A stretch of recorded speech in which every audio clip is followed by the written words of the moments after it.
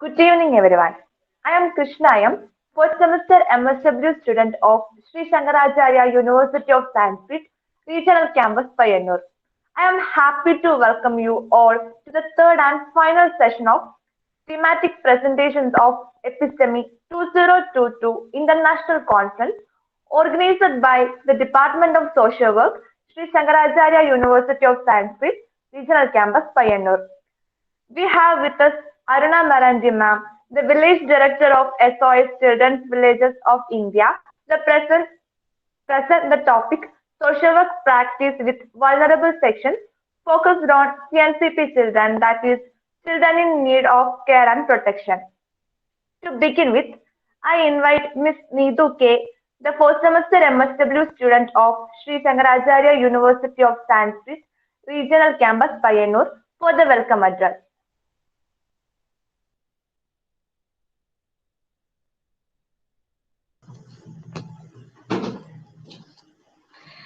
Dignitaries and dear participants, it gives me great pleasure to extend you all a very warm welcome on behalf of the Department of Social Work, Sree Sankaracharya University of Sanskrit, Kaladi, Regional Campus Payyanur and International Conference Episteme 2022. We are here at the evening session of second day of Episteme 2022 and without much wait, I extend my hearty welcome to our speaker, Aruna Marandi, Village Director, Save Our Soul, Children Village of India. Presenting on the theme, social work practice with individual, group or community, social work practice with vulnerable section focused on children in needs of care and protection. And we have our dearest Anita ma'am as our moderator of this session. I officially welcome you ma'am. Next, I welcome all of the faculties, research scholars, and students for this conference. Once again, I welcome you all to this session. Let's make this a successful one. Thank you.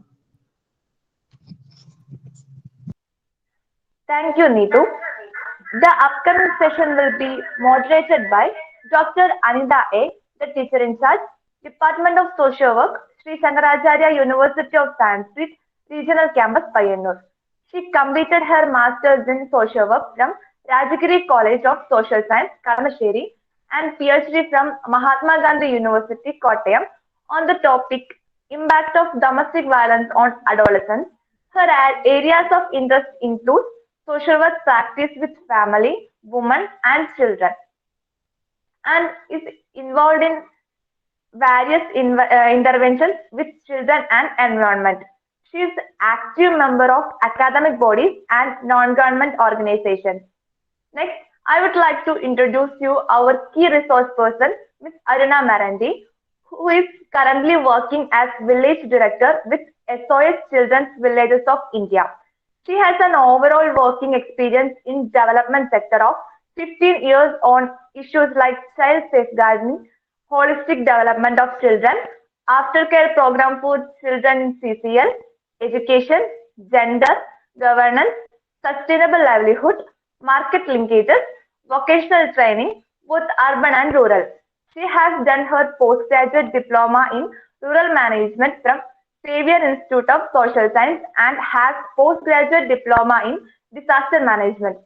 She has a diploma in child rights law from National Law School, Bangalore, and certificate course of counseling, child psychology, emotional well-being, and CSR.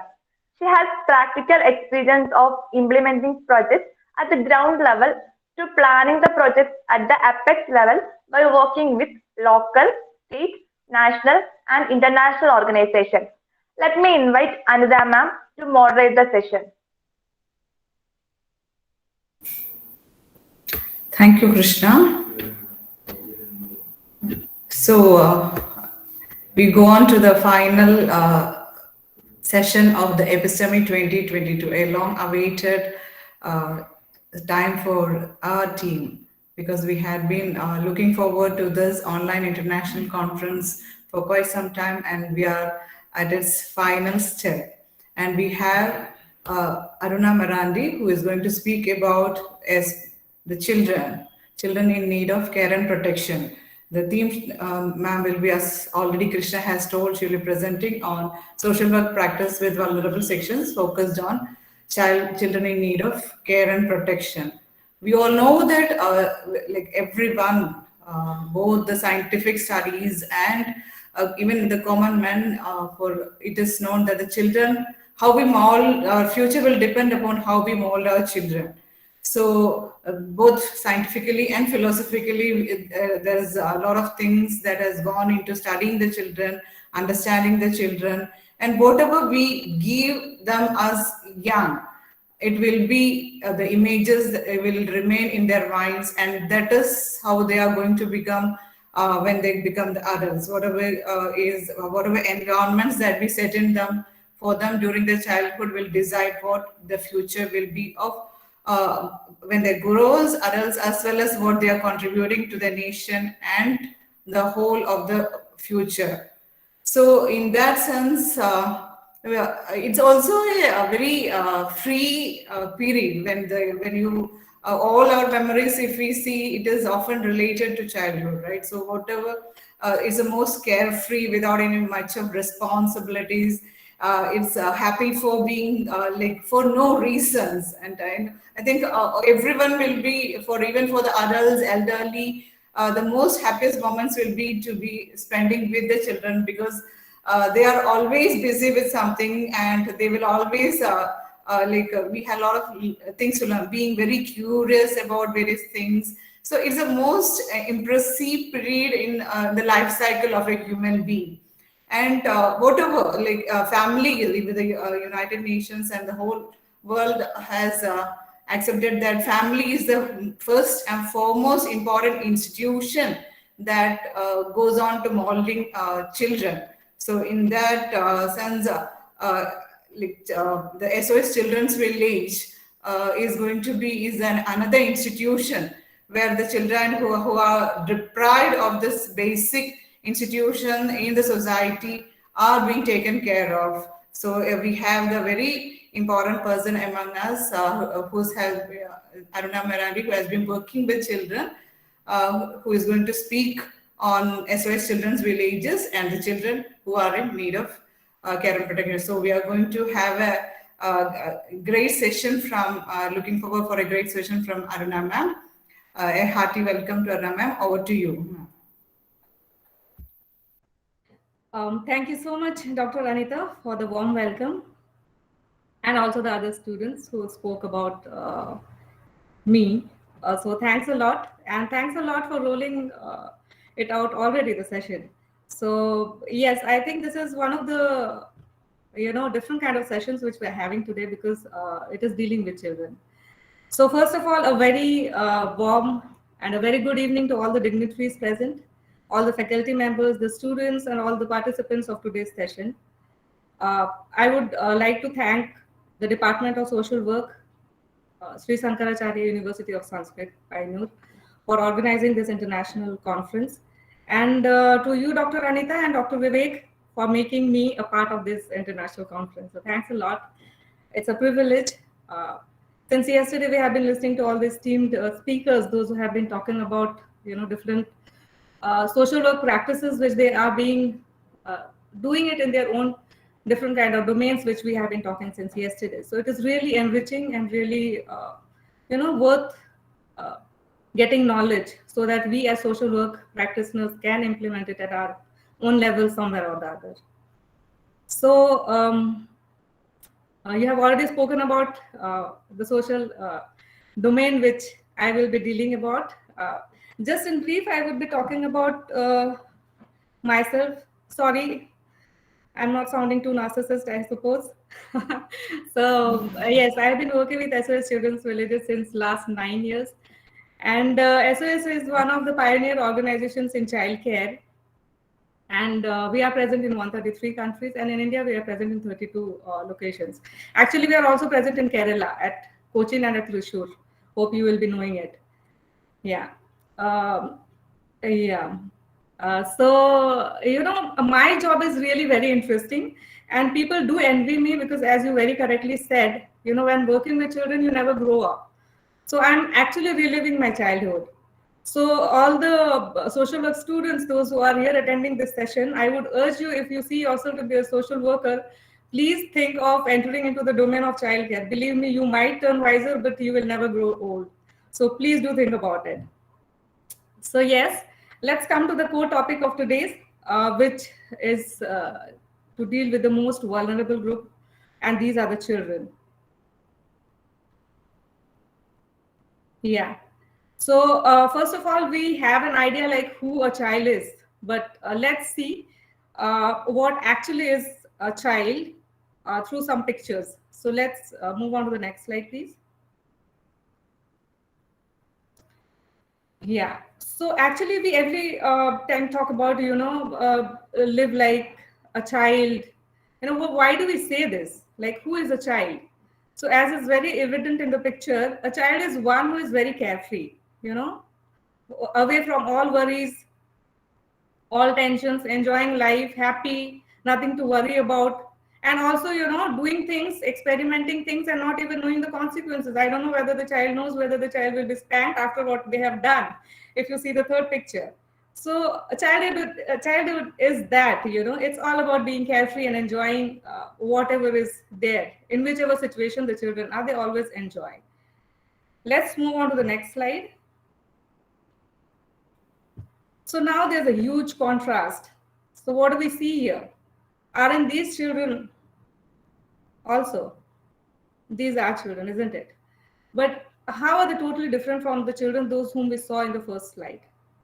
These are totally different. And we can very well see, it does not give us that kind of happiness while we were seeing the first slide. So why does it happen? Because we know these are not the children or the childhood which a child should be entitled to. So this is what the situation is. This is what we will be talking about. These are the children whom we are concerned about, and these are the children, those who are the most vulnerable ones. So we normally talk what are the child, who is the child, and how a child is supposed to be. But let's see what actually the definition of child has been given by the legislature and maybe also the scholars. Next slide, please. So if we see, the term or the word child has been derived from the Latin word infans, which basically means one who cannot speak. So all children cannot speak. I don't know whether that's true or not, but that is what the word infants means. Now, as per the Convention on the Rights of the Child, a child has been defined in Article 1 to be someone who is below the age of 18 years, but unless under the law applicable to the child, majority is attained earlier. Now, this might be confusing. So one says that a child is one who does not speak, and one is like should be below the age of 18 years, but then there's also unless. So let's move to the third slide. Next slide, please. So why do you think it is very difficult to define a child? I mean, now it's becoming too complicated, isn't it? We thought that a child is a child, it's nothing difficult to define a child, but it is. Why? Next slide, please. It is because under different legislations in India, the definition of child has been given differently. In 1974, when the first policy for the child was drafted, there was no mention of child. The child was not defined itself. Only in the National Policy of Children in 2013, the definition of child came for the first time. Then as per the Child Labor Prohibition and Regulation Act 1986, a child has been defined somebody who has completed the age of 14 years. In Plantation Labor Act, there are two categories of children here. A child is somebody who has completed the age of 14 years. And there's also another word which has come in the act, that is adolescent, which normally we see in biological terms, but here in the act it has been mentioned as somebody who has completed the age of 14 years but has not completed the age of 18 years. So these are some of the, these are very few of the laws which I have been mentioning here. There are a hell lot of laws which mention about children, as per their own convenience. As we saw in the first instance, in the definition where it was mentioned that a child is one who cannot speak about themselves. So basically, I think somewhere as an adult, we might be taking it into our convenience, and as per our needs and requirements, we are defining child also in the acts. So this is the reason because of which there is a gap and the provision of services are not reaching to the child. It is not reaching, or we are not giving the child what the child is entitled to. Next slide, please. So here we come to the term of CNCP. So why this definition, why these terminologies, why these difficulties, why these complications? It's all because if a child is not a CNCP, I don't think we need to talk about all these things. It's only because we are talking about these children who are in need of care and protection. As you see the number, it's a huge one. This is the number which are taken from Make a Difference. And according to them, 172 million children are at risk and around 35 million are CNCP, which has now again increased. The latest is around 40 million. So basically these CNCP children come from three categories. They belong to the families, those who are at risk of separation. These kind of children are always found on the streets, and the lucky ones are in the institutions. And these CNCP, the vulnerable group, constitutes of street children. I think these are very common, figures which we see while we move out of our homes. We can see them at the traffic signal, wiping the cars, selling something, working as child laborers in any tea stall. Abused children, those who are victim of commercial sexual exploitation and trafficking. And there are various other categories of children, those who cannot talk for themselves and those who are in real need of care and protection. Like at any moment of the time, anything can happen to them. Next slide, please.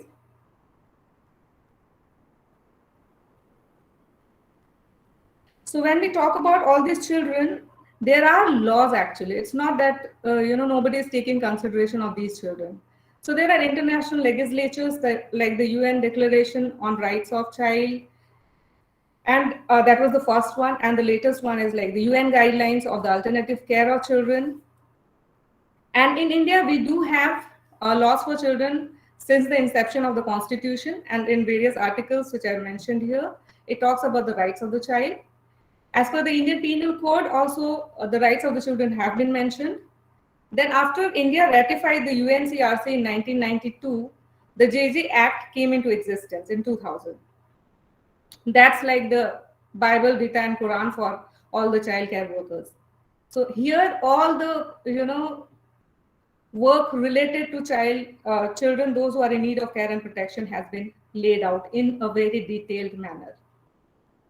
Then we have the Commission for Protection of Child Rights and the Protection of Children Against Sexual Exploitation, Sexual Offences Act, POCSO, in 2012, which is a very infamous, after the very infamous case, the Nirbhaya case.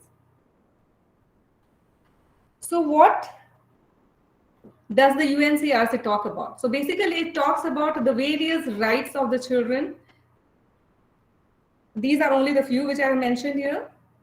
But basically it talks about the survival, protection, developmental and participation rights of the children, which have been described in a very elaborate manner. Next slide, please. So just, percolating the JJ Act into the state level and into the district level, this is how it looks at the current times, The district magistrate is the head of the district child protection team at the district level. Earlier, it used to be the WCD department. Now the authority or the responsibility has been given to the district magistrate, and under him is the district child protection officer. So we don't have to see all these things. The two major persons, those who are important here, are the protection officer for institutional care and the protection officer for the non-institutional care. Now it is getting more complicated, I suppose, isn't it? First, we were defining the child, the laws, and now we have come into this institutional care and the non-institutional care. So now let's see what it is. Next slide, please.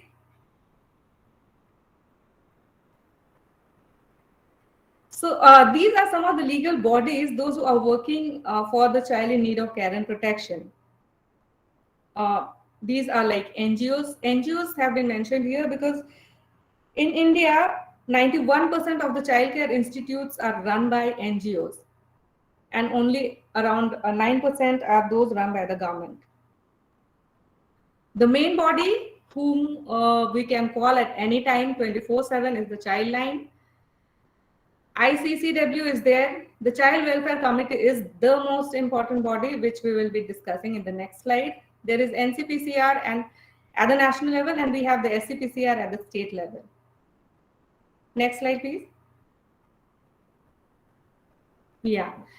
So these child welfare committees are the most important body because they are the ones, as per the JJ Act, these are the body, this is the body which decides about the fate of a child, whether a child can be considered to be a CNCP or not. So first of all, they try to convince the families that the child should be remaining with the biological family because at any time it is considered to be the best place for a child. But for some reasons, if it is found that the child cannot be kept into the biological family, the child is kept in a child care institute. So these child care institutes are a part of the institutional care services, which we were talking in the previous slide. So now CWC, can you please go back? Yeah, because CWC is the most important part. So we will be discussing about this and then we can move on. So CWC is the one who also decides whether an institution is fit for keeping these kind of children or not. And they also do the monitoring part, and they go and visit. They also ensure by methods of social investigation whether a child is really a CNCP or not. So these are the major tasks related to children which the Child Welfare Committee does. Yeah. Next slide, please. So this is how the institutional care service looks like. So here, a majority of the children from the broken families come into the institutional care services. So here we have 4 categories. First is the child in need of care and protection. For them, we have these institutional care services, which are shelter homes, and we have the children's homes. Shelter homes, normally children come for a very short time, and at children's home, normally it is for a longer time. Then we have children in conflict with law. So these are the children, those who might have committed some offenses or might have been accused of committing some offenses. It has not yet been proved. So for them are the observation homes, and for those whom already have been found to be guilty, special homes are there. Then there are children with special needs. So obviously we have specialized services for them. And then need-based or innovative interventions, like in times of COVID, many institutions started different kind of innovative approaches to help the children, those who are in need of care and protection. Like SOS Children's Villages also started short-term, stay homes where children, those who were affected or infected with COVID were taken care of for a short time and maybe also for a longer time. So this, in the right side, you can see here, these are the categories of children, those who come into the institutional care. Yeah. Next slide, please. So this is the data of the WCD Department, Government of India. Children in CCIs as on date are around 4 lakhs approximately. Among them, the majority of the children are in the category of CNCP and also the children in conflict with law. So this is just to give an overview, like how much of the children are we taking care of and how much are still left. Because I assume everybody knows now, like 50% of the population of our country today are children. Yeah, so there are also these non-institutional care services where children are referred to. So any day it is considered that children are better in non-institutional care services rather than institutional care services because they are in somehow getting into a family environment. So the first one is adoption. So adoption, for this adoption, the child care child welfare committees, which we were discussing earlier, are the body is the body who decides whether a child can go for adoption or not. So accordingly, they do the investigation and they find out if a child is legally free and there's nobody for the child who is ready to take care of or claim responsibility for the children, for that particular child. The child is put up for adoption in the SARA or TARA. And then we have the foster care. Foster care is time bound, which is again extendable. And we have the sponsorship. And under sponsorship, it is for the single parent, only for mother, not for fathers. And then also to the extended families, a amount of money is given to take care of the nutritional, physical, educational needs of the children. Then there are other institutional cares also. I think it's not visible. So yeah, it's basically about community services, daycare and night care centers and counseling. Yeah, next slide, please. So what basically a childcare institute does? I have been talking about SOS Children's Villages, which is one of the childcare institutes. So basically, childcare institute works on the 4 pillars of UNCRC. That is the right to survival of the children, where the emotional, physical needs of the children are taken care of. The right to development is ensured by giving them education, freedom of thought, expression, leisure. Then there is also the right of protection. It is the duty of the CCI to ensure that a child is protected from all forms of abuses, neglect and exploitation, whoever has been brought under their care.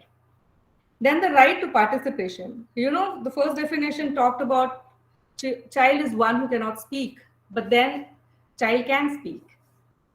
And children do have this capacity to think about themselves, and they can be a part of the decisions which we take for them. So that is the most important thing, and that is the reason in JJ Act we also have the Children Committee, which is a very prominent part of monitoring, where children decide what is to be done and what not to be done. So here in SOS family, apart from rest of the things, other things are also taken care of, like belonging to a family, a home, and career. Yes, because SOS is one CCI where children are taken care of till 23 years of age. Let's move on to the next slide. So how does the life of a child look in a CCI? If you see the first picture, the child is very happy, studying, So we are providing that right, which we talked about. Here in the middle, we see a mother who is providing food to the children. Children here are finding an opportunity to express and participate then in events. We have this picture where the child is playing the harmonium and there's a music teacher who's teaching them. Then the educational support is provided to the children so that they can reach and aspire to the dreams which they think they would be becoming. And then we have this picture where the children are taken for outings and picnics so that they can enjoy their livelihood. So this is no different from a child who is at a home. But then it was looking very rosy and very nice. So, but still it is said that institutionalization should be the last resort. So why do we say this? The first reason is, when we put a child in a CCI or a childcare institute, the child is normally, given and provided everything in a platter. They don't even know the basic survival techniques, like how to cook a food for themselves. They don't know how to prepare a square meal. They do not know and do not understand the financial implications. They do not know how much is the weight of a kg of rice. They do not know how to go and open their bank accounts. They do not know how to, even ride a vehicle, maybe a two-wheeler. Absence of aftercare. Why are the survival measures important? Because in almost all the CCIs, children are kept only till the age of 18 years. As soon as they are turning 18, they are completing 18, they are just removed from the CCI. So now the children is in the most vulnerable situation. They do not know where to go, what to do. So these children, those are called the care leavers. For them, there's an aftercare program, but unfortunately, nothing much has been done upon it. So this is the problem. This absence of aftercare is a huge gap across all the institutions. So this is the most important thing, and I guess now all the institutions are taking this into consideration and are working on this aftercare program. Then the absence of staff with technical know-how. So when we talk about a child in a childcare institute, the child needs to be given a holistic, development. But the staff, those who are present there, they do not have that kind of knowledge, and it's not practically possible for any person to, be knowledgeable in all the aspects of childcare. But then what can be done is link those shortcomings to the experts. So this human capacity needs to be improved for the staffs, those who are in childcare institute. Everything said and done, still we get cases of abuses in childcare institutes. There's a lack of continuity and dependability of relationship with caregivers. The children are given everything in platter. They do not know what to do. So they are totally dependent on the caregiver. The caregiver is the one who is providing them everything. So they are totally dependent. But once the child is turning 18 and has to move out, that dependability and continuity of the relationship is no more. So that becomes the most difficult part for a child. And the most important thing is nothing can make up for the personal attention and love of a parent or a close relative. A mother's love for the child can never be replaced by any make-believe family or caregiver. Any grandfather's love for the child or the grandfather's love for the child can never be replaced. So the greatest suffering of a child is not belonging to anyone. Lack of food, clothing, and education is easier for a child to cope with. But the worst suffering is not belonging to anyone. Next slide, please. So if you come across as an informed citizen, just call at 1098 so that a child who is in need of care and protection can be taken care of and might not fall into some unwanted situations. Next slide, please. So here I would like to stop and see what are the queries which you all have.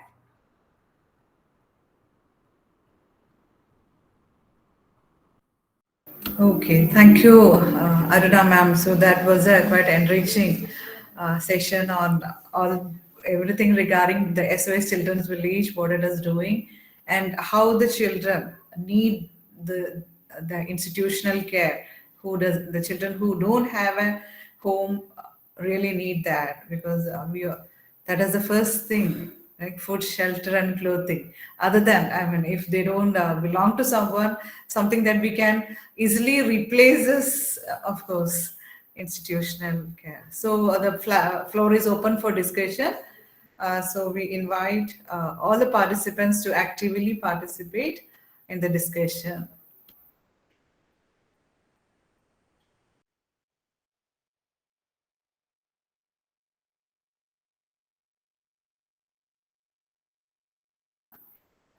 Yes, Anita. Aruna ma'am, you're speaking, you're muted. Ma'am, can you hear me? Oh, yes. I was just saying, Dr. Anita, that maybe I was not at all clear, or maybe I was very clear because no questions were coming. Yeah, so most welcome. Thank you, ma'am. Thank you for a wonderful session. My question is, after 18, the children will separated from the SOS family, no? So that time, after 18 also, we need our family, that cop up. So how it is cop upping? We need that relationship with our parents now. So after 18, what the children will do? How they get that affection and all?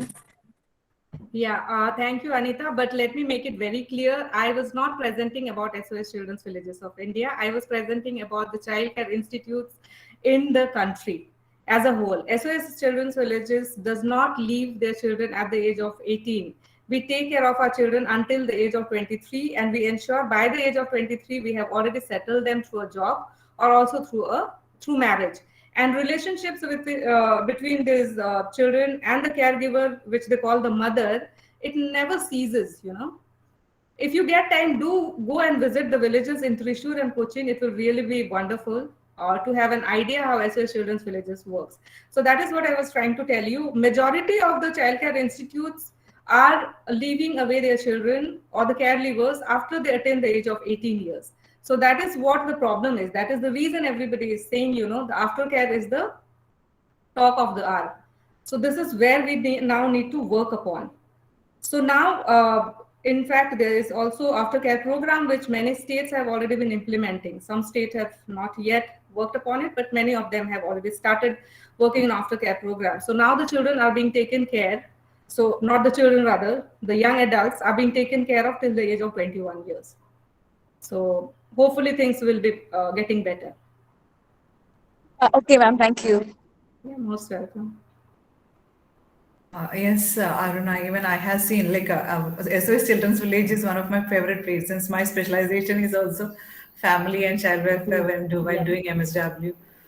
So I had seen like the children after leaving even the SOS Children's Village, they're keeping in contact with the mothers there, and some of them even taking the mothers to their house or home or apartment after they settle down.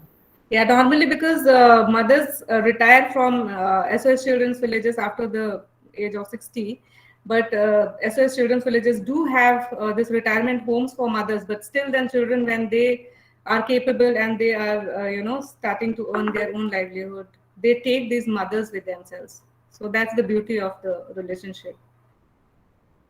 Yeah.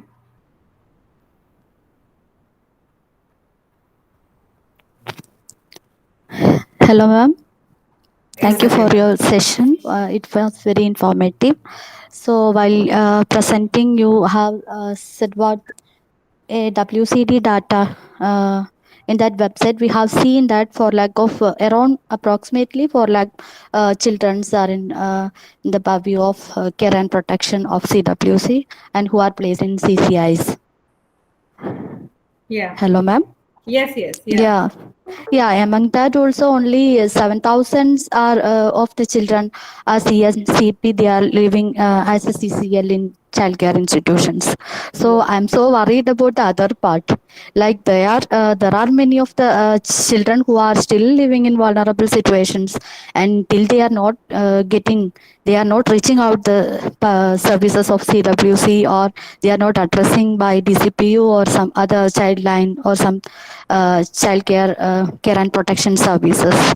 So that is what I'm thinking while you are presenting. Our website itself, it is showing that only 4 lakh children.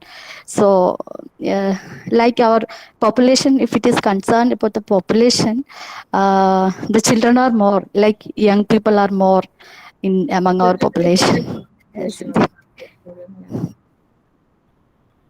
Yes.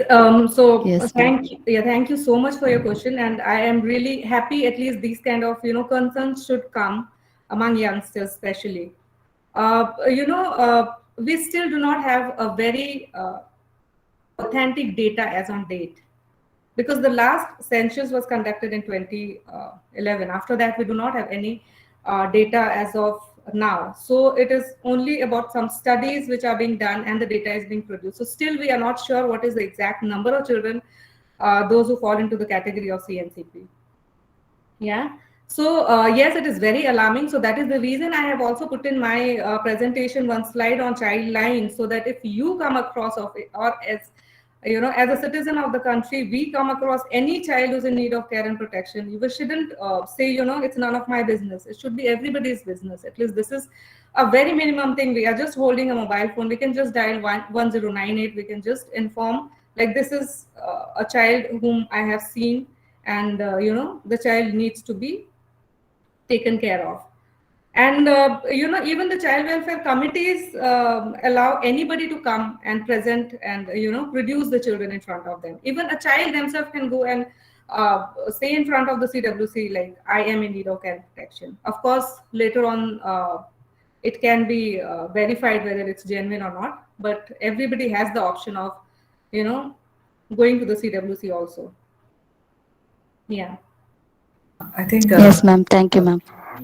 Krishna Sriram has raised a hand. Krishna? And Yes, Akhila, you want to continue? Yes. Okay. no, ma'am. I'm just sharing the other part also. As I have worked as part of the systems, and from my experience, there are CNCP children who are still giving care and protection inside the home. Also have some problem that is directly Aruna ma'am also focused on that, the lack of awareness and the caregivers relationship between the child and the other staff members also inside the home. And we are providing shelter, but we are not focusing on the emotional and the psychological part of the children who are struggling inside the home, because we are saying that we are giving protection, care and protection, but while ensuring that care and protection inside CCIs, they have a lot of problems still alive in every homes in every states, I think. Yeah, so if you see the Model Rules 2016 of JJ Act, in it there is a very well laid out system wherein it has been mentioned what are the type of people those who are required for the children. So in that there are counselors also, psychologists also, those who are required there. And the management committee meeting is held every month in the Child Care Institute, where the DCPO, the Child Welfare Committee members, they attend. And actually the head of the committee is the DCPO, and in that meeting all these things are assessed, whether the children's need are adhered to or not. So in that all the psychological emotional, all these issues are also taken into consideration. As I said earlier also, the children committee is very active, and they also have their regular meetings, and if there are any concern related to them, they also share these concerns in these meetings. So the mechanism is well laid out, but it all depends upon the intention and how much on ground we are ready to work on it. Okay, can we go to Krishna Sriram? Krishna? Good evening, ma'am. Hope I'm audible. Yes, good Yes, evening. Krishna. Yeah, ma'am. First and most, let me thank you. Like, I'm from Thrissur and I have been to SOS village before, and I have two, three close friends who have been the inmates of SOS while I was in my +2 class. So I can understand how the working has been. So, ma'am, my question is like, uh, you have been dealing with children till 23 years of age, so we can know that the adolescent age is something that is very tricky, and I'm very much interested, and also like something that triggers me to know like how are you dealing with these children, especially in this adolescent age, who have been coming from different circumstances and being into this kind of situations. So what are the dealings that you guys like, how you're dealing with that? I just want to know about that. Yeah, thank you so much, Krishna. Yes, let's move a little further. So the child, when comes into SOS Children's Villages, the first intervention is the resilient building sessions, which are done with the children. So as soon as the child is coming, the child comes with a lot of baggage, emotional baggage, trauma and other things which the child has been through, and that is the reason the child has been brought into the Child Care Institute or the SOS Children's Village. So these resilience building sessions are so designed that the child will, in time, get over the traumas or the emotional baggage which the child has been carrying with him or her. So now, when the child reaches to the adolescent age, almost like 80 or 90% of that has been already overcome. So but still this adolescent age is the most crucial age. So for that we have this positive youth development. So under this positive youth development, we call it the 7 C's. So in that we have various activities which keeps the youths involved, and those energy which the youth have, it is channelized in the positive direction. So anything we see in a child, it's not that adolescent has some behavioral issues, but there are many things which a child has in a positive side as well. So we try to focus on the positive side and get them involved in such a manner that the child is automatically coming into the right direction.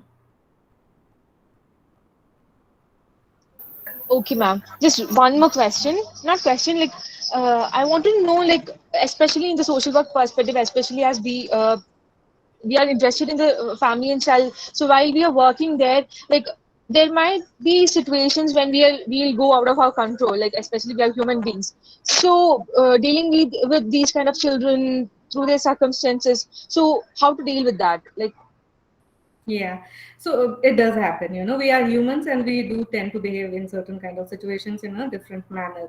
For that, but every human being does have a point person whom they really connect to, isn't it? So we have to find out who that person is whom the child is connecting to. If that also doesn't work, in that case, we do have professional psychologists. So we take help of those experts at that in that kind of situations. thank you so much, ma'am. Thank you, Krishna, for the question. Ma'am, there's some questions in the chat box.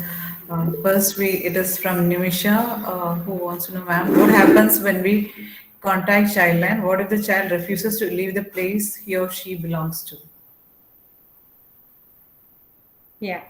So it can be, because the child does not know whether the child is in a difficult situation or not. The child we have to make the child understand, and we have to understand the situation of the child. It's not totally based on our assumptions. So we have to see what the situation is there, and accordingly, we have to take the decision. So we have to produce the child in front of the CWC, and CWC does its own course of action through investigation and through deliberations, maybe through talks with the people, those who are around the children, and they take the right decision based on the situation. It happens. It happens. We think that the child is not in a safe situation with the biological parents, but the biological parents would never agree. They say, ki, there's nothing wrong in it. We can treat our children as we want. I hope it's clear. Swali has raised a hand. Yes, Swali. Okay, thank you, ma'am. Dealing with the children, especially I think in case of CCL, making them feel that they are specially taken care of. I think again it makes the situation worse. Why can't we have an inclusive mechanism in such an area? Sorry, can you please come again?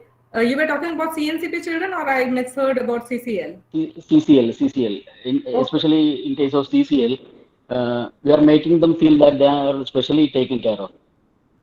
The situation makes again worse, right? Uh, uh, yeah, but let me clarify here. Like children in CCL are the most active ones, because they are not normally sent to schools, formal schools, and other things, So they are basically in the shelter, observation homes and special homes. So there they are mostly involved in all kind of, activities through which they remain occupied most of the time. So it's not that they are that you know I won't use the word fortunate, but yes, they are the ones, those who are mostly active than the children in the CCIs. They are kept engaged most of the time.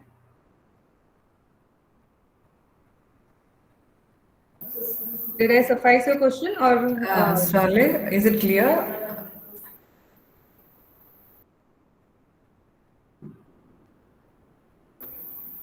I hope. Okay, so we go on to the next question. It's from Roshan. He says, as we all know, there are several laws for protecting rights of children in India, but violation of these laws are visible in our society. In this situation, what are your suggestions to make these laws more efficient? yeah, there are we have remedy in paper for everything. The only thing is that we need to put it into action. The intention somewhere is missing, because I think we have such elaborate and excellent laws. if you go through the JJ model rules, which is the latest one, is 2016. If you go through it, it is such an extensive and exhaustive one. If you read through it, you would think like this is the best one and nothing can happen to a child. But in practical, it becomes a bit difficult. Maybe somewhere the intention gets missed out at all levels. And let me also tell you that NGOs, which I already said, like 90% of the CCIs are run by the NGOs, and those are mostly dependent on donations and this ICPS grant. And ICPS grant of the government are erratic at times. So financial constraint is also an issue. So again, that's again a part of law and act. So that is what I'm talking about. The intention is the main thing. Okay, ma'am. So the next question is from Sijil. He asks, in spite of large number of schemes and programs for the care and protection of children in our country, they are forcibly thrown into child labor. It may be for taking care of their family. In this situation, what would be the best possible way to rehabilitate them and their families? It's a long debate, right? Yeah. Yes, that is what, in the first thing I was talking about, it's very difficult to define a child because the laws and acts are there. Those who say, a child who has completed 14 years of age is only a child, and above 15, 16, they are not children, according to some of the acts. So it has been, used and misused as per the convenience of the people. So we cannot at all times go and fight for it, but there are again options like children cannot be put into hazardous work.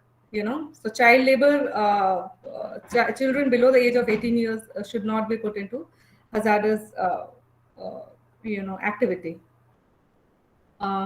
Yes. So it is upon the family to understand, how well they want for their children. So somewhere it is allowing, somewhere it is not allowing. See, it is based totally on the conscience also of the parents, because you cannot go and fight every time with the parents of the children. So we need to make them understand. So that is the area where social work practices from the other domains can pitch in, and give them some livelihood support interventions to the parents, like SOS also does. We have this family strengthening program, so wherein the children, those who are on the verge of losing this care and protection maybe, or they are in a vulnerable situation, maybe because of poverty of the parents. So we try to intervene there by providing the parents some kind of livelihood support so that their income is improved and the children are not allowed to go and work. Rather, they have to go and attend their schools and all the development needs are appropriately addressed. So we just have to see like what is the way out. We cannot just go and condemn like this is what is happening. Yes, ma'am. It would depend upon the situation, what the family is, what the child is. Thank you so much. So we have another question from Rishi. Will there be any kind of psychological or sociological problems in the children who grew up in an institution when compared to children who grew up in a family? It happens. In some cases, it happens, and research has been done. It has been found, and that is the reason it is said that institutional care should be the last resort. Nothing can compare to a biological family. Yes. So moving on to the next question from Matthew.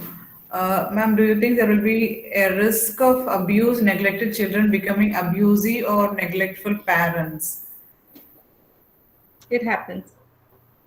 A child grows up into an adult based on whatever experience the child has gone through in the childhood. So it's not always 100%, but in some of the cases it happens. Yeah. That is the reason also, if you want a better citizen tomorrow, we need to care of our children now. It's said. Actually, when researchers into the children from alcoholic families and from domestic violent families, it's often said that there are chances that they might imitate their parents. But again, it's only chances. It again depends upon the protective factors that ma'am has been presenting in the slide. If they have a very good support system apart from the family, friends, teachers, and if they are able to make use of it, maybe they don't go into being again Abuser. Yeah. abusers. Okay, so we have another question from Rosemary Juice. Ma'am, we know that children can stay at childcare institutions only till the age of 18 years. After that, only few might go to aftercare homes. And you also said that aftercare homes are not well established like childcare institutions. So, what can we do in such a situation to accommodate them? So in the JJ Act, there is a provision of aftercare also, which talks about how the aftercare program has to be implemented. So in that, a rented accommodation has to be taken, wherein these youths, those who are 18 plus, the caregivers, we use the term caregivers for them, they need to be placed there, and they have to be put into any kind of vocational courses, or they, if they have already gone through any vocational courses, they need to be employed. So this is the period, this 3 years period, they learn how to become independent, so that it becomes much easier for them after the age of 21 to live an independent life. I think there's a similar question which can be added to that from Parvati, who says that children who go for high studies from childcare institution, they have a chances to face emotional distress and ego clashes because of their background. So how do you prepare them? How do you prepare them when compared to other students? So if I talk about SOS, so we do have this positive view development. We have this continuous counseling sessions with the children, where we tell the children from SOS, actually they say we have a mother, we have siblings, we have brothers. So normally they do not have this identity crisis, when they go to any institute or for job or anywhere. But these are the questions which are coming in now for aftercare program also. Why are children not continuing? Why the caregivers are not continuing in jobs which they have been put into? So these are some of the reasons.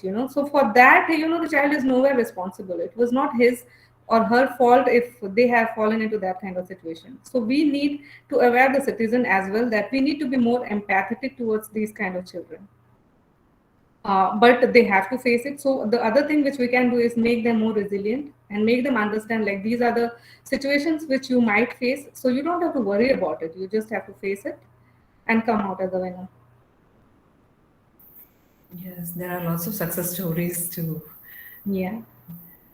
So here Sri Lakshmi asks, even again in line with there are very many welfare and education programs for children in India, but still she raises the issue of child beggary. Why she asks why it's still common, and what's your opinion on that?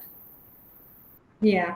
So we had this shelter home, for CNCP children. So here children like often come, they stay for a few days, then the parents of the children come, they again take them, and then again they are found in the streets, and then again they are into the same situation. So here I think the main problem is not the begging. The main problem is the poverty. So how are we going to address the root cause? Unless and until we are addressing the root cause, this things will continue. So if a parent, any parent, if has enough money or enough livelihood opportunities, I don't think the parent will be sending their children for begging or other things. Yes, Yes. And those who are, every now and then there are rescue operations where the children, those who are found begging, are brought into these institutions. Yes. Okay. So there's another question. What are the preventive measures taken by SOS to protect children from vulnerable situation? That is what has been. Okay. Yeah. Sorry. What are the preventive measures taken by SOS to protect children from vulnerable situation? Yeah. So we have this preventive and curative measures. So once the child is entering into SOS children's villages, we are giving the child a home, a family, village, a community where the child finds its roots. Brothers and sisters, the siblings are there, the mother is there. So they have a whole family now. So this environment is already there. A protective environment is already there for the child. And the rest of the things are provided in forms of, education, health, nutrition. They also get pocket money. So they understand, how to spend it. All children have their bank accounts. So they know how to, keep their money, save their money. So this kind of, when they live in, family home with other children as siblings in one particular home, the sense of responsibility also develops in them. They have to take care of the sibling also. So these kind of environment gives the child a very protective growing years. They can connect to the mother, so she is there, and they understand, anything I need, the mother is there to provide me. Yeah, I have felt that SOS children's homes are like joint families. They have lots of siblings, lots of Yeah. from every generation, a lot of youngsters, elders, rather than like compared to the children living in nuclear families in our own general community. Yes, it's yeah, like in we also do not get the chance of staying with so many siblings together. So Sneha has a question. She asks, she has a concern actually. Is there any follow-up being done for children who go out of the institution after or childcare institution after 18 years? Uh, or Yes. are they, As per they the law, living? as per the law, the Child Welfare Committee gives the restoration order, and after that, the follow-up has to be done. Yes, and the final question from Srishma. Ma'am, we know that the children in this kind of institution will be for sure who will be with emotional needs which aren't met. So, are there any trends of behavioral problems seen in them? Trends, yeah, it depends upon which stage the child is in, like how many days the child has been in the institute. So initially, when the children come into the institute, they have more issues of settling down, adapting into the situation and all. So, in SOS, again, we have this new child entry program wherein the mother and the children sit together and they have these activities wherein the bonding is supposed to increase. So this settlement of the children gradually takes time, but it happens. So initially, this problem arises, but then with time, it diminishes and it goes away. But not in all cases. So in for that we have the experts, as I said earlier. So we take help from the psychologists, professional psychologists. Yeah. Mila, you can. Ashmila wants to ask a question. Yeah, please. Hello, ma'am. Can you hear me? Yes, Ashmila, you are clear. Ma'am, as you already mentioned, institutional care is the last option. We know that we always promote the non-institutional care for the children. And when we come to, in the case of adoption, we know that it takes a long-term process. And we know that parents have no more choice to choose the children. Typically, it's not fair. But when I was doing my fieldwork in a DCP, they shared an case. They shared a case like a couple who waited for a child to adopt for a very long time, and finally they got a child from Uttar Pradesh and having an age of 10 years. So that makes some issues to accept them, something like that. So in such cases, what can we do, ma'am, or what is your opinion about this type of problems? What is your opinion? So Ajmila, what is the question like? Is it the process of adoption or the age of adoption? I'm talking that it is not possible for the parents to choose the child, so they have no choice to adopt. They have no choice to choose the child. But it is they wanted to come through. They wanted to go through the process. They wanted to go through a long-term process. But some cases they want to face such type of situations. There may be some, in this case, there may be some issues for some language issues for the child, or some any other cultural issues, or something to adopt the child. So in this case, what is your opinion about this type of cases? Or that is my question, ma'am.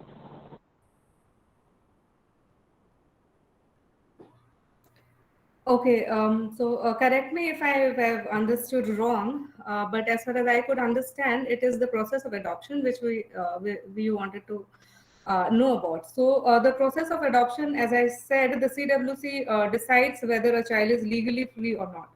So after that, the child is put up for adoption. Yes, selection is not possible, but they can definitely give their preferences whether they want a girl child or a male child.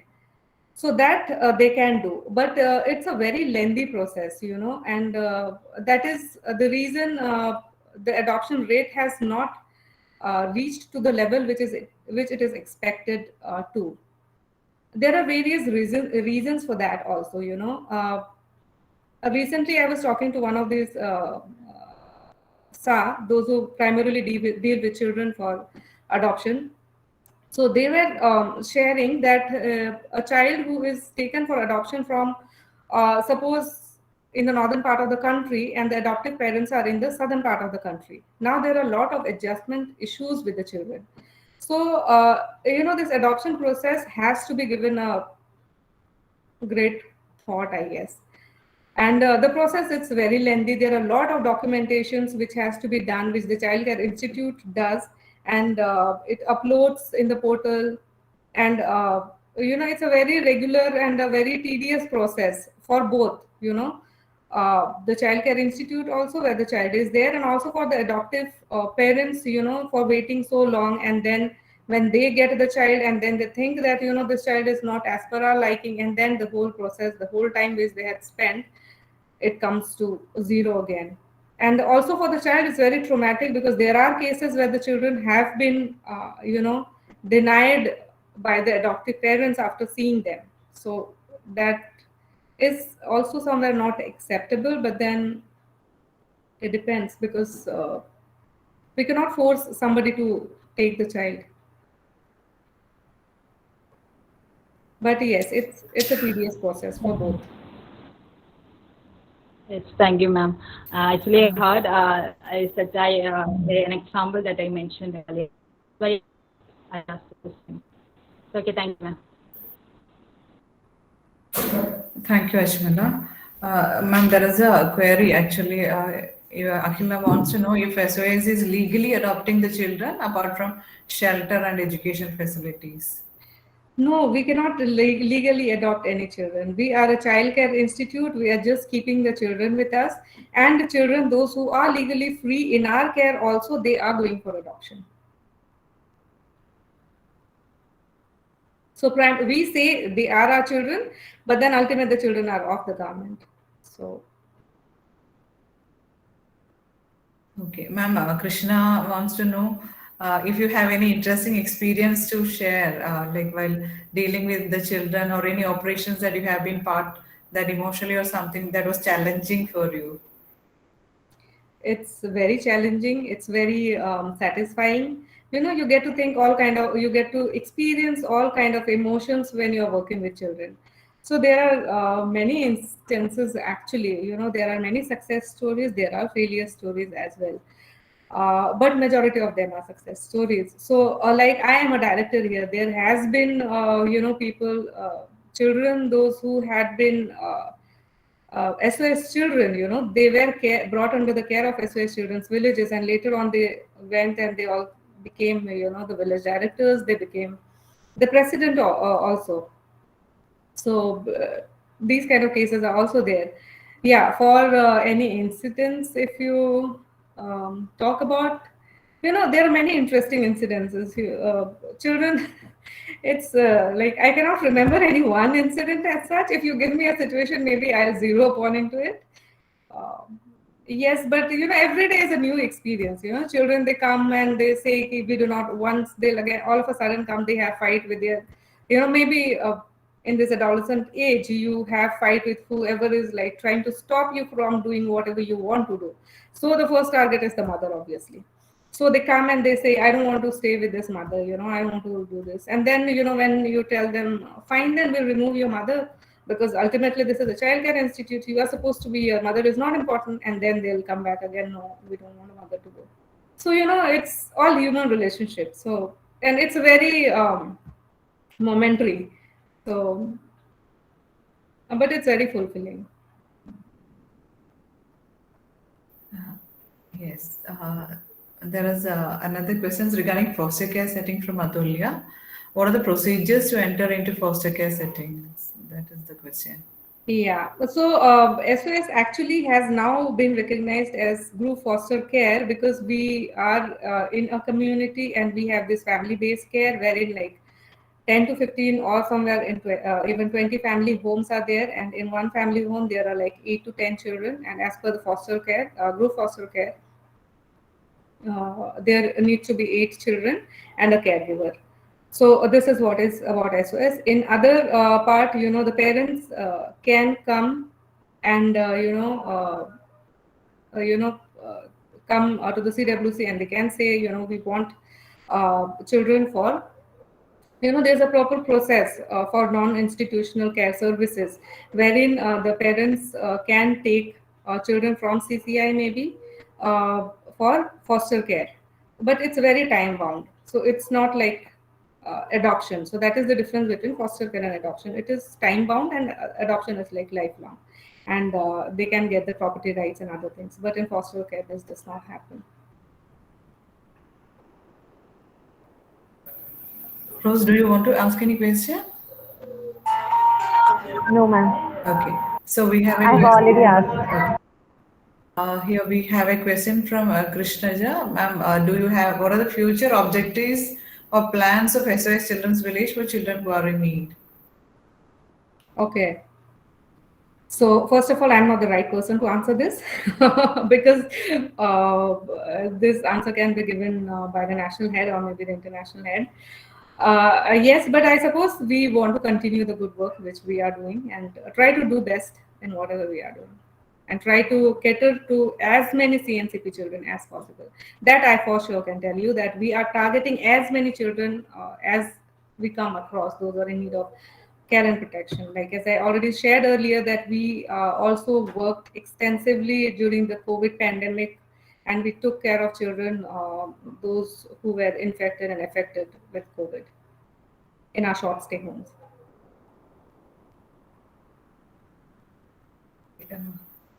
There's a question from Sejal. He says there are many cases where children are abused from protection and special care homes itself. So, does it give a negative impact for the other inmates in such homes? What is your take on that? Does the government have any mechanisms to prevent such incidents? Yes.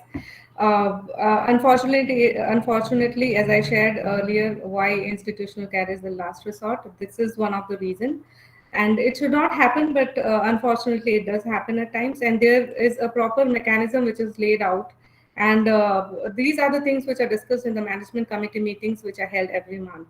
So there is a proper, process which is laid out by the government. If in this any abuse happens, what are the sorry steps which need to be taken, maybe against the culprit, and also maybe the child care institute. So that's the end of questions in the chat box. So if anyone from if there are any other questions from the participants, they can raise. Yeah, but I just want to Yes. add into the last one that but there are proper laid out child protection policies and child protection sessions which are rolled out every week for children of different age groups. So all these things are very much aware among the children, like if there is any abuse, whom they need to approach, and how they need to address or report these kind of abuses if it's happening with them, or even if they see it happening to other inmates.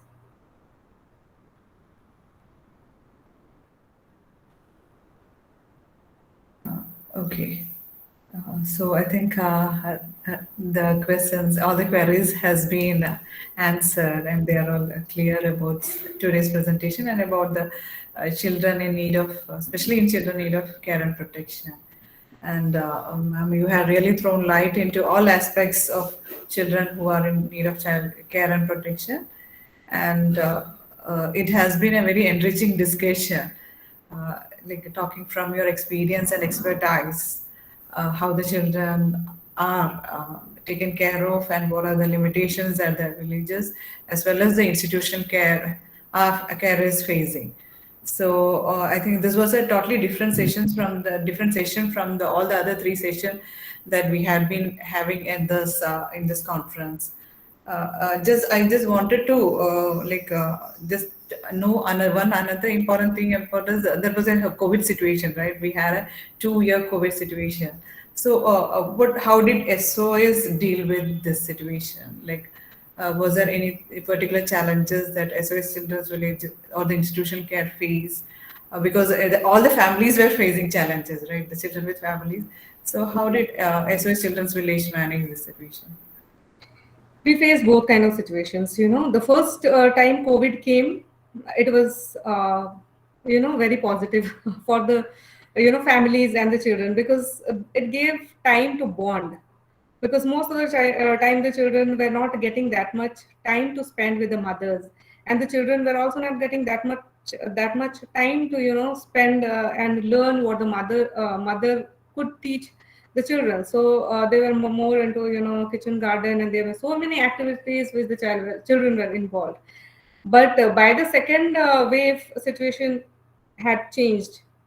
Initially, but the problems which we faced for the children were, it was very difficult to especially address the issues of education, because online education, I don't think it's very effective, especially for the younger children, because as it is, making them sit in one particular place is difficult. They want to go to school because they want to meet their friends and all. Also, you have limited resources, so it becomes difficult to make all the children attend these online classes. But fortunately, we have very reliable donors, and also we did get some tablets and all these things, so which made it easier for our children. So we also had to take care of the well-being of the mothers, because they were also stuck inside the family homes, and normally they have a day off and all. So it's not a very easy task to deal with children, 8 to 10 children 24/7, and of different kind of behaviors and issues and all. So everybody had to be taken care of. But then activities and other things were promoted more. So there were many instances where we found many new talents. Actually, there were children, those who came up with very innovative ideas of they made some electrical water springs and this kind of things. So it was very innovative. Also, children were involved in many things, and we were not knowing. There were so many talented children with us, so that also brought in all these positive aspects of the children. So it was not all negative. Same as in families, right? Like it both brought in both positive and negative. So it was great hearing from you, ma'am, and very quite enlightening and rich experience as far as our children. I think we haven't been able to take our children to SOS Children's Village because we are situated in the northern part of Kerala, and now it is because of the COVID situation. It's become like even the SOS villages are closed. They don't It take. was not allowed. Yeah, the social work students are not allowed. So that was a difficulty we had recently. Otherwise, students were going in for the fieldwork placements in SOS Children's Villages in Kerala as well as other parts of the country. Yeah. So this was an enlightening section, and now I hand over the mic to Krishna. Yes.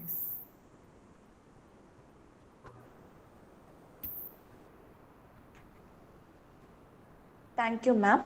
And thank you all for actively participating in the session.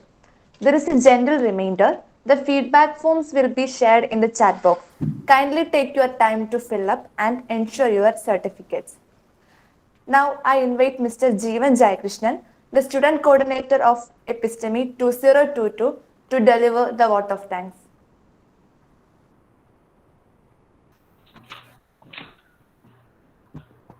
Dignitaries, delegates, and participants. Good evening.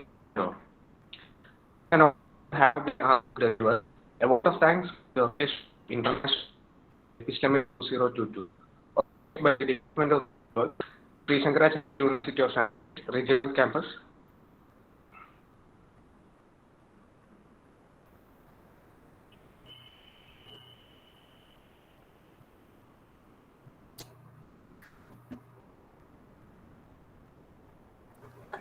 Sorry, some technical errors has happened.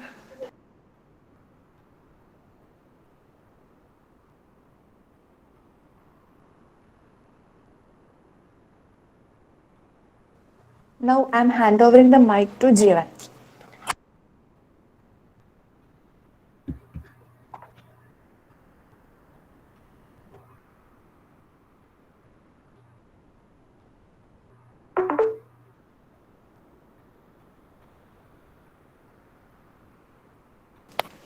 Sorry for the inconvenience. Now I'm inviting Anida ma'am to conclude the session. Okay, I think Jivan had an issue, right? So hopefully he will be back. So Aruna ma'am, I think I will wind up the session.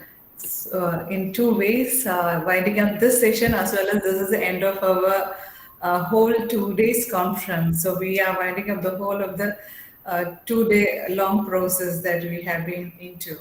So at the onset, I would like to thank you for joining us, and it was really great, contacting you through, even though it was through Vivek. Vivek is our alumni as well as close friend. So thank you for accepting our invitation the moment that we had asked you. In spite of the holy, I know though it's holy celebrations going My on. pleasure.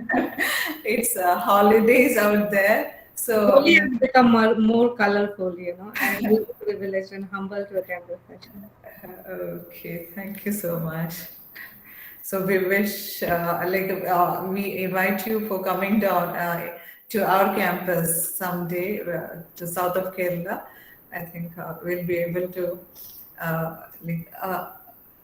provide you a glance of our institution and have an interaction with our students. Definitely, would love to. Thank you so much for the invite. Thank you, ma'am. So now with regard to the whole of the session, it has been starting from yesterday. We had a very rich panel of resource person who has been joining us throughout this whole days of international conference. We are very thankful to again Rose Henderson, the Global Vice President of International Federation of Social Work, and the President of Asia Pacific region. It was really great to have her with us, and it was a very kind of privilege for having such a great lady from the global world. And for as far as we are concerned, we had also very rich. We could bring to this platform our own alumni who has reached great heights, and as Johnny is the professor of in Ambrose University at USA, and we had a very great experience learning from him. It was a very good debate. The questions the questions from there was participation from our students also, and it was quite enriching. The very live discussion in the yesterday's presentation, and today morning we had Aloysius sir coming in, and which were equally for getting us to know what a social worker can do in ultimate COVID situations and the disaster situation that we are even facing right now, the refugee situation, or maybe in that case, I think all the students would have rich information with regard to how they can what are the skills required for a social worker, what are the things that they need to take care of when they start practicing the social work as a profession in different parts of the world and different fields of social work, whether it is disasters, refugees, whether it is pandemic, or if it's children. So whatever places they are, whatever agencies they are placed in, I think the students are well equipped with the knowledge part, and with the practical exposure, they are going to become rich. We have the 4th semester students also with us who will be passing out from the institution in another 2 months. So I think they are all blessed with the knowledge resource that we were able to provide them with. And this is like online platform in that sense has been a very blessing to us, so that we could bring everyone from around the globe into this small platform at our convenience, like on this online platform our university has provided with. And now this is the era of blended learning, so it's like our university has suggested that we make maximum utilization of the resources, like both online and offline. So in that sense, I think we had, as a department, we had tried to give the best for our children. This planning had started right from last year, July, when of my team, Mace, Dr. Sunil Kumar Yaman, Swali Sir, Nandu, Grishma, and Akila had sat together. It was Akila and Nandu who had devised this proposal, and we were very excited when the university has sanctioned the proposal. So then setting in search of the resource persons, our alumni and friend Vivek was there to support us, which was, we were very lucky that he was here again to the COVID situation. So he was very much accessible and he was very supportive in that, and everyone responded positively. That was another important milestone for us. When whoever we contacted could get back, we could get a positive responses, right from Rose Henderson to you, ma'am, Aruna. So it was totally, and the thrill of, I think, planning is really great when it is with the students, sitting with 2 batch of students, 26 plus 29 students, like from 1st semester and 4th semester, the selection of student coordinators, the formation of committees, and all the even the students were they are the best technical experts. Like we are depending upon the student technical team to do all these things, and they have done it so beautifully. We are very thankful to the technical committee members, Vaishna, Rajda, Rahul, and we have our student coordinators, Krishna, Sree, and Jeevan Jayakrishna, who have beautifully coordinated all the efforts of the student and the whole of the epistemic program, right from designing the posters, like sending the communications to all across Kerala, India, and even across the globe. So that way I think it has been a rich experience for the students and very supportive for the department. When we as a team, the faculties, when the students are here as a backbone to support the department, I think anything is possible on this. That is what our team has proved. And it was our colleague Sulusa, because we have, even though now, after the COVID situation, we had got some Wi-Fi facilities and internet connectivities in our campus. We don't have a regular flow of this connectivity. It gets being a remote kind of area, it is very difficult to access facilities from our campus. So it was our colleague, Dr. Sunil Kumar Yaman, who was for 2 days, he has completely given us another space totally to us. So it was like we are depending on that space. We are here in that space for 2 whole days, and the European Studies Center, and it's really like everything, all the Wi-Fi facilities, all the internet connectivity, the spaces, we owe very much to him for giving us. And even if his family had hosted us, our accommodation and food. So that way, and we had also good support from our university headquarters is at Kaladi. So we need to have technical support from the university team too. So from there, Rahul was a great support from there. He had like going live into the YouTube or recordings, getting uploads. So in that sense, Rahul had also very much stood up with us, and the public relationship officer. So altogether, I think it was a rich. Now I can proudly and very courageously say that it has been a very successful 2-day conference. Standing on this top of the mountain at this moment, you feel so relaxed, so happy.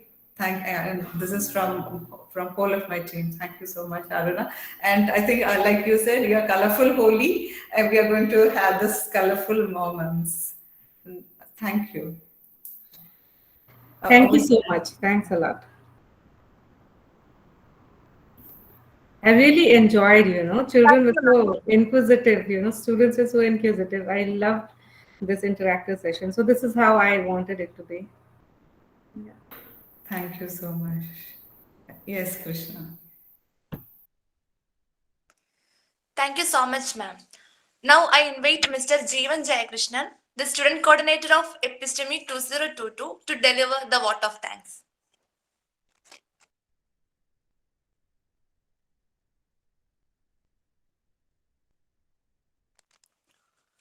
Respected dignitaries, delegates, and dear participants, good evening to one and all.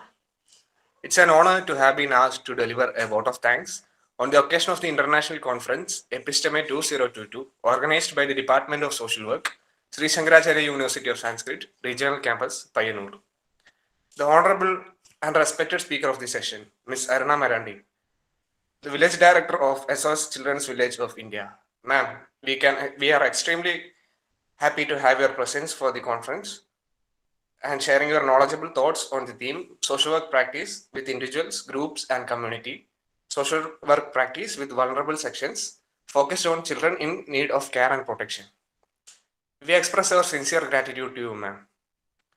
I thank our beloved Anita ma'am for moderating the session. We appreciate all the participants who were part of this session. Thank you all for being part of Episteme 2022. Here we are winding up Episteme 2022, third international conference on social work practice, social solidarity, and global connectedness. As the student coordinator of Episteme 2022, I am wholeheartedly thankful to all the beloved teachers of social work department of the Payyanur campus of Sree Sankaracharya University of Sanskrit, Sunil sir, Anita ma'am, Swali sir, Grishma ma'am, and Agila ma'am for the immense support they have provided. We thank our beloved HOD, Dr. George Anthony sir, for his continuous support and valuable suggestions. We thank the teachers from other centers of Sree Sankaracharya University of Sanskrit. We are thankful to Sree Sankaracharya University Public Relation Officer, Mr. Rahul, for the technical support provided. We would like to thank all the experts, faculties from various universities and departments, research scholars, paper presenters, and all the moderators for their presence throughout the 2 days of the conference. Next, I thank the technical committee members, the program committee members, the PR committee members, the communication committee members, the finance committee members, and the food committee members who made Episteme 2022 possible. I thank all the participants for their support and active participation, which made the program a very successful event. Thank you all. Thank you very much.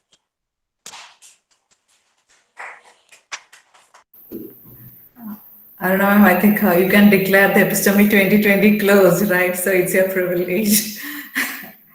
You're muted. Yes, so it's my privilege in that case, So thanks again, all of you. Yeah, so I just need to close it, right? Yes, declare it closed. And so formally, I declare the Episteme 2022 a closure now. Thank you so much. Thank you so much.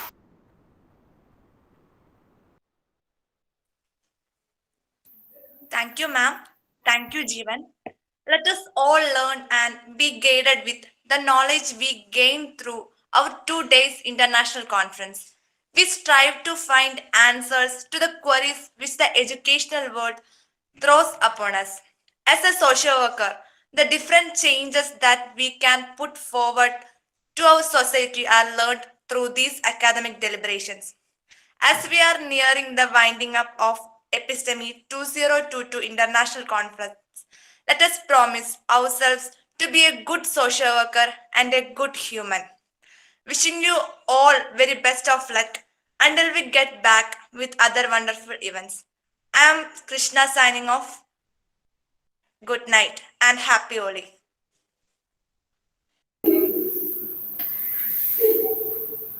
Thank you, ma'am. So happy Holi once again from all of our Episteme team. Thank you. Wish you a very happy Holi. I don't know in Tamil Nadu it's not celebrated, but here it's a huge, one of the biggest festivals for children. Like it's really interesting because they get to play with colors and all. Yes. So thank you. We had our Holi celebrations just a day before in our campus, just Okay. before we came into the conference, Okay. because the exams were starting. So they had a earlier celebration. Great. Yeah.